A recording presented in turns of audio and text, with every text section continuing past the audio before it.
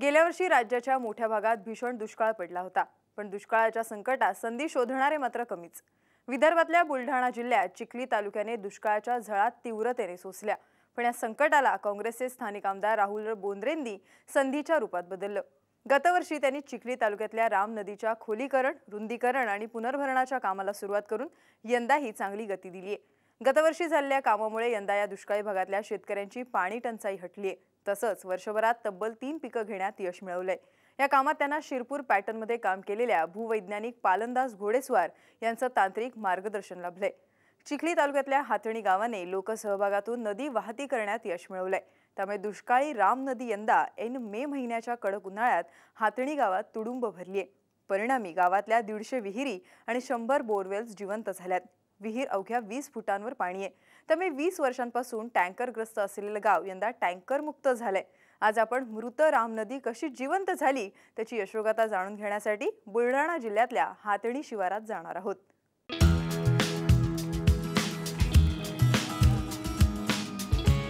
12 आणि 13 मे रोजी आम्ही विदर्भातल्या दुष्काळी बुलढाणा जिल्ह्यातल्या चिखली तालुक्यातल्या हातणी गावी गेलो। तिथं नुकताच जलमहोत्सव पार पडला होता। इथं ऐन मे महिन्यात गावातल्या 150 विहिरी आणि 100 पेक्षा जास्त कूपनलिकांमध्ये 15 ते 20 फुटांवर पाणी पाहायला मिळतं। विशेष म्हणजे गावातल्या 6 माही वाहणाऱ्या राम नदीत आता 15 ते 20 फूट खोल पाणीसाठे आहेत।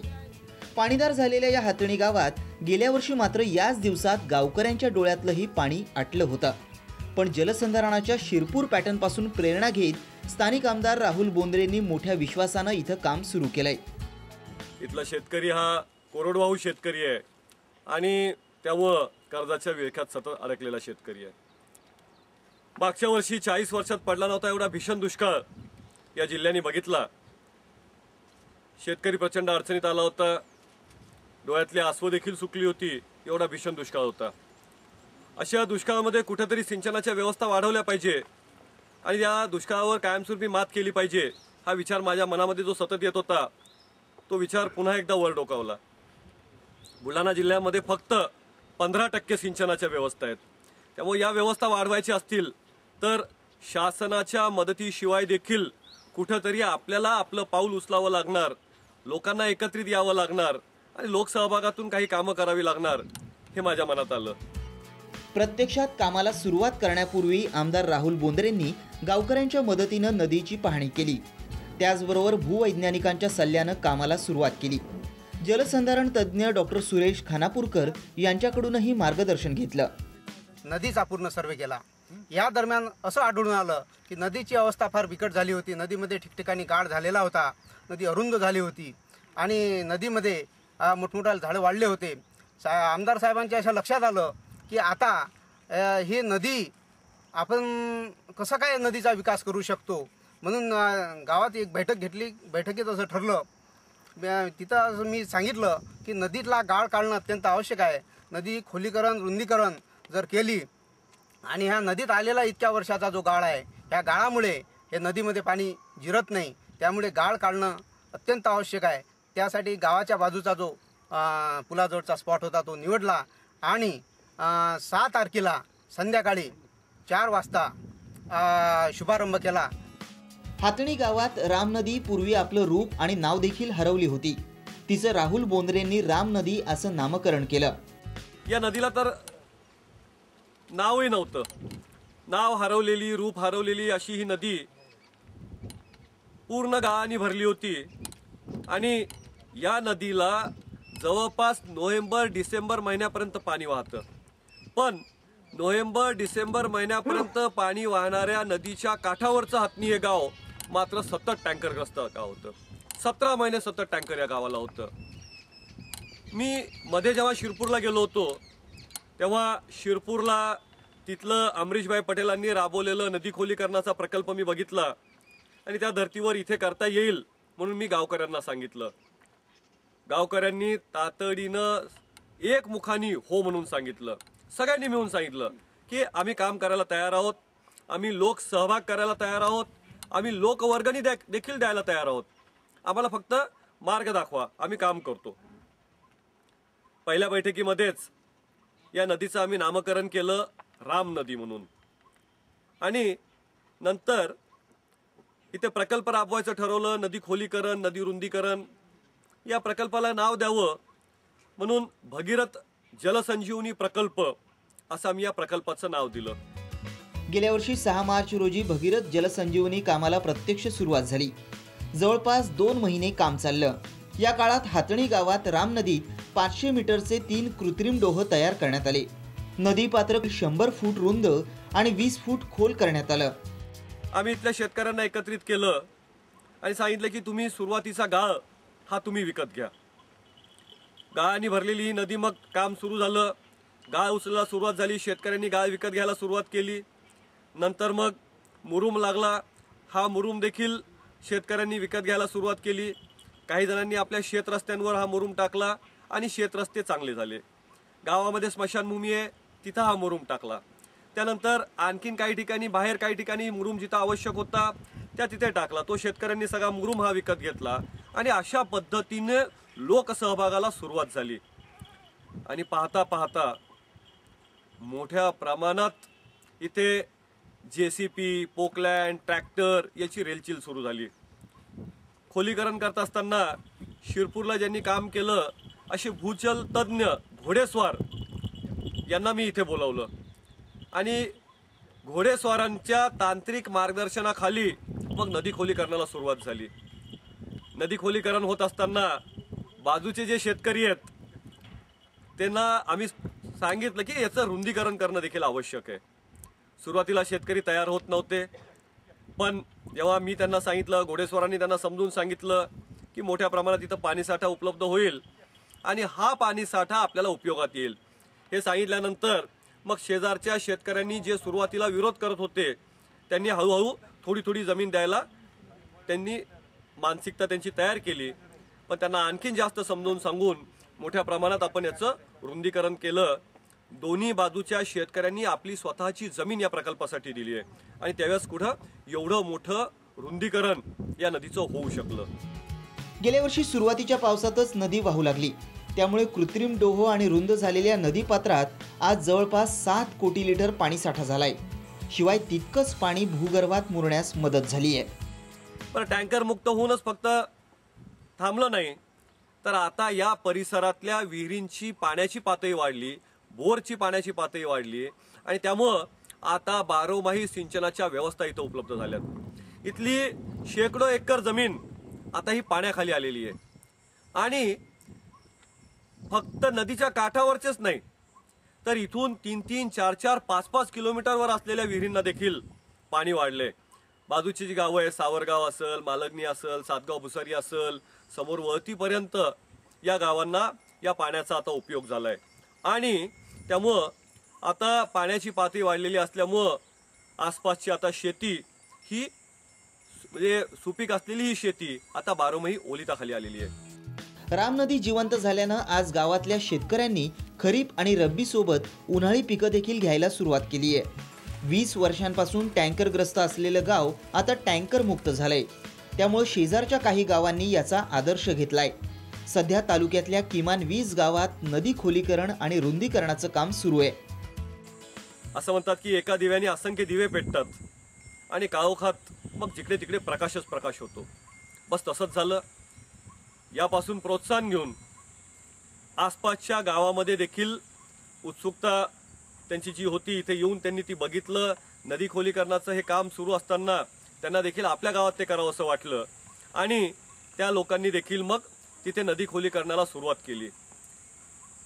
काही गावांकडे तंटामुक्तीचे पैसे होते, तंटामुक्तीचे पैसे त्यांनी या नदी खोलीकरणासाठी वापरले. काही ठिकाणी वेगवेगळ्या संस्थांना मी आवाहन केलं आणि वेगवेगळ्या संस्थांना आवाहन केल्यानंतर या संस्थांनी देखील अत्यंत चांगला प्रतिसाद दिला. अनुराधा अर्बन बँक समोर आली, तिने 2 ठिकाणी नदी खोलीकरणाला पैसे दिले. चिखली अर्बन बँक म्हणून आहे, तिने नदी खोलीकरणाला पैसे दिले. बालाजी असेल किंवा इतर पतसंस्था असतील, या पतसंस्थांनी देखील समोर आले आणि त्या पतसंस्थांनी देखील खोलीकरणाला पैसे दिले. सकाळ वृत्तपत्र समूह जो आहे यांनी देखील आमच्या इथे 3 खोलीकरणाला 2-2 लाख रुपये दिले आणि अशा पद्धतीनं वेगवेगळ्या संस्था पुढे आल्या आणि तब्बल 22 ठिकाणी 10 नद्यांवर 22 ठिकाणी नदी खोलीकरणाचे प्रकल्प आमचे पूर्ण झाले। 2 महिन्याच्या आत 22 ठिकाणी नदी खोलीकरणाचे आमचे प्रकल्प पूर्ण झाल्यामुळे मे महिन्यामध्ये जून 15 पर्यंत हे काम सुरू होतं आणि जून 15 नंतर जो पाऊस आला, या पावसात आता हे सगळे नदी खोलीकरणाचे जे टँक झाले तयार, स्टोरेज टँक, हे आता पाण्याने पूर्ण भरलेले आहेत। हातणी गावात झालेल्या कामासाठी चिखलीच्या अनुराधा अभियांत्रिकी महाविद्यालयानं 2 लाख रुपये, तंटामुक्तीचे 2 लाख आणि लोकसहभागातून मिळालेले 1 लाख असे 5 लाख रुपये खर्च करण्यात आले। नदीतून निघालेला जवळपास 5000 ट्रॉली गाळ शिवारातल्या शेतात पडलाय, तर गावातली 2000 एकर शेती सिंचनाखाली आली आहे। आता तशी पाण्याची अडचण जरी नसली तरी दरवर्षीचा अनुभव लक्षात घेता पुन्हा भविष्यात जर दुष्काळ पडला तर त्याचा सामना करण्यासाठी आपण आताच तयार असलं पाहिजे। म्हणून आता इतर गावं देखील नदी खोलीकरण करतायत। पळसखेड जयंती असेल, सावरगाव असेल, इतर गावं असतील, हे देखील यावर्षी नदी खोलीकरण करतायत। जवळपास 7 ते 8 नदी खोलीकरणं, वाघापूर, साकेगाव, खोर या गावांनी आता नदी खोलीकरण यावर्षी 10 कामं पूर्ण झालेली आहेत आणि इतर कामं आता सुरू आहेत। मला निश्चितपणे अभिमानानं सांगावंसं वाटतंय की बऱ्याच ठिकाणी नदी खोलीकरण झालं असेल, पण संपूर्ण लोकसहभागातून नदी खोलीकरण करण्याचं आणि एवढ्या मोठ्या प्रमाणात नदी खोलीकरण लोकसहभागातून होण्याचं कदाचित चिखली हे एकमेव उदाहरण असावं। लोक सहभाग करायला तयार आहेत, स्वतःच्या खिशातून पैसे खर्च करायला देखील तयार होतात। हे याचं एक आदर्श उदाहरण म्हणजे चिखली निश्चित असलं पाहिजे। लोकसहभागातून गावकऱ्यांनी हे काम पूर्ण करून दाखवलंय। परिणामी यंदा गावातलं 2000 एकरांवरील क्षेत्र बारमाही सिंचनाखाली आलंय। शिवाय टँकर मुक्ती झाल्यानं महिलांची पाण्याची भटकंती थांबली आहे। आज गावातल्या आडात विहिरीत पुरेसं पाणी आहे। माझ्याकडे 18 एकर जमीन असून आजपर्यंत आमच्याकडे पावसाचं प्रमाण खूपच कमी होतं आणि पाहिजे त्या प्रमाणात पिकं घेतल्या जात नव्हती। मागच्या वर्षी आमच्या इथे भगीरथ जलसंजीवनी प्रकल्प चं काम राहुल भाऊ यांच्या मार्गदर्शनाखाली सुरू झालं आणि लोकसहभागातून आम्ही त्याला खूप मोठं गावकऱ्यांनी हे संपादन केलं। त्यामुळे खोलीकरण झाल्यामुळं आमच्या गावामध्ये भरपूर पाणी आलं आणि जवळपास 100 ते 150 विहिरींना आज रोजी 20 ते 25 फुटापर्यंत पाणी आहे। तसेच श्री घोडेकर साहेब यांच्या मार्गदर्शनाखाली चांगलं काम मिळालं। त्यामुळं आज रोजी मी तिसरं पीक घेण्यात आम्ही 15 ते 20 शेतकरी आज यशस्वी झालेलो आहे। हे रुंदीकरण झाल्यामुळं आम्हाला खूप फायदा झाला नदीचा। आता आम्हाला शेतीत राबावं लागतं तर खूप समजा तीळ पेरलेला आहे, त्यात 3 पिकं घेतलेली आहे, तर आम्हाला आता कोणाच्या धुऱ्यावर जायचं काम नाही समजा। आता हे खोलीकरण नदीचं झाल्यामुळं तर नदी येरीले पाणी वाढलं, नदीले पाणी वाढलं आणि पुन्हा शेताले बी उत्पन्न जास्त 3 पिकं उत्पन्न येते। हातणी गावात झालेल्या कामात भूवैज्ञानिक पालनदास घोडेस्वार यांचं मोलाचं मार्गदर्शन आहे। नदी खोल आणि रुंद करताना शेतकऱ्यांना मोलाचं मार्गदर्शन केल्यानं या कामाला लोकचळवळीचं स्वरूप प्राप्त झालंय। पाणी टंचाईचे जे काही पैसे आले होते त्यातून लोकसहभागातून हे मोठं जल चळवळीचं काम आपण सुरू केलं। हा जवळपास 500 मीटर लांबीचा पट्टा आणि 100 फूट रुंदीचा 5 मीटर खोलीचा असा रिचार्ज पीट मागं आपण खोदला। याच्यामध्ये जवळपास पहिल्यांदा 7.5 कोटी लिटर एवढं मोठ्या प्रमाणात पाणी थांबलं, ते पाणी जिरलं आणि असं 3दा पावसाळ्याचं पाणी यामध्ये मार्च महिन्यापर्यंत जिरलं। त्याचा परिणाम असा झाला, हातणी या गावची जे परिसर आहे 2 किलोमीटर परिसर, या परिसरातील जवळपास 100 ते 150 विहिरी ज्या मागच्या वर्षी 70 फुटाच्या कोरड्या होत्या, ह्या सगळ्या जिवंत झाल्या। 50 ते 60 फूट जे कोरड्या विहिरी होत्या त्या विहिरींना आता सध्या 15 फुटावर पाणी आहे। जवळपास 100 बोरवेलसुद्धा जिवंत झाले आणि याचा एकंदरीत परिणाम असा झाला की दुसरं पीक इकडले लोक घेऊ शकत नव्हते, आता 3 पिकं घ्यायला लागले। सध्या आपण इथं तिसरं पीक घेताना पाहत आहोत। अशी लोकांची हरित क्रांतीकडे वाटचाल सुरू झालेली आहे। असाच हा फायदा ऐकून या नदीच्या उगम ते संगम क्षेत्रातील 22 गावामध्ये आपण करू शकू असा मला इथे विश्वास वाटतो। बदलत्या हवामानामुळे राज्यात दुष्काळाचं संकट सातत्यानं गडद होत चाललंय। अशावेळी सिंचनाचं क्षेत्र वाढवणं आणि पाणी टंचाईपासून मुक्तीसाठी नदी खोलीकरण आणि रुंदीकरणासारखी कामं गावोगावी होणं गरजेचं आहे. लोकांनी लोकसहभागातून हे काम केलं असल्यामुळं त्यांचा उत्साह निश्चितच प्रचंड होता आणि लोकसहभाग होत नाही असं जे म्हणतात त्यांनी निश्चितपणे एकदा इथे येऊन पाहिलं पाहिजे. त्यांच्या देखील लक्षात येईल की लोकसहभागातून देखील एवढं प्रचंड काम होऊ शकतं.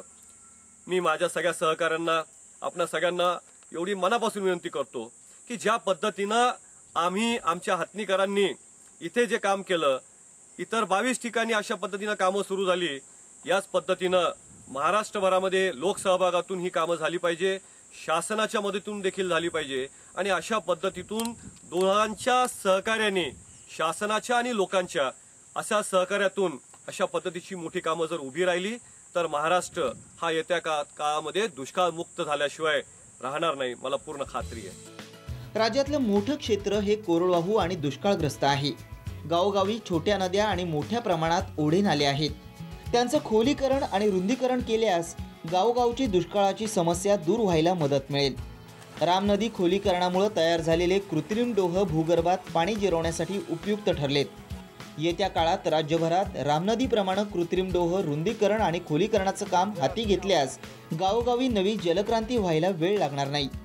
गजानन भोयर, साम टीव्ही, बुलढाणा.